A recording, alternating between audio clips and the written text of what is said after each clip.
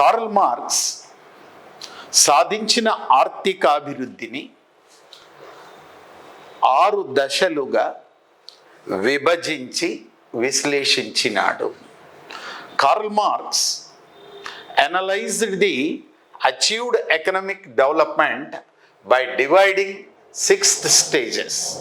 మొదటిది ఆదిమ సమాజం, దీన్నే ప్రిమిటివ్ సొసైటీ అంటాం. ద సెకండ్ వన్ ఈజ్ బానిస దశ, స్లేవిజం స్టేజ్. థర్డ్ వన్ వచ్చేసి భూస్వామ్య ఆర్థిక విధానం, ఫ్యూడలిజం. ద ఫోర్త్ వన్ వచ్చేసి క్యాపిటలిజం, పెట్టుబడిదారీ ఆర్థిక వ్యవస్థ. ఐదవది సోషలిజం, సామ్యవాద ఆర్థిక వ్యవస్థ. ఆరవది కమ్యూనిజం.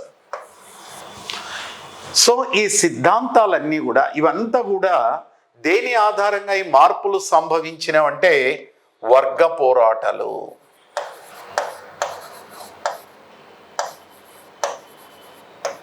మరి కార్ల్ మార్క్స్ ఆర్థికాభివృద్ధి ఎలా పరిణామం చెందింది, ఎలా వృద్ధి చెందింది అనే దాన్ని వర్గ పోరాటాలు అంటాడు. సుదీర్ఘమైన మానవ చరిత్రనంతా కూడా క్లాస్ స్ట్రగుల్ అంటాడండి ఆయన. ఉన్నవాడికి లేనివాడికి పోరాటమేనండి.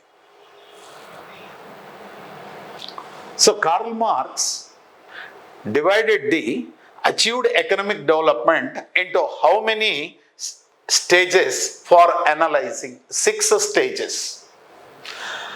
మరి ఈ సుదీర్ఘమైనటువంటి మానవ చరిత్రలో ఈ వచ్చే మార్పులన్నీ దేని ఆధారంగా వచ్చినాయి? క్లాస్ స్ట్రగల్, వర్గ పోరాటాలు. Okay, right. అవి ఏమిటి?